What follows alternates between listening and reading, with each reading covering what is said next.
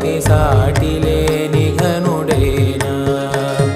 నీరజాక్షి అలిగే వేళ నుడి విల్లు ముడి వంచగలడా సడే చాలు శత సైన్యాలు నడిపే ధీరుడైనా వసుధావాణి మిథిలావేణి మది వెనుక పలుకు పలుకులెరుగగల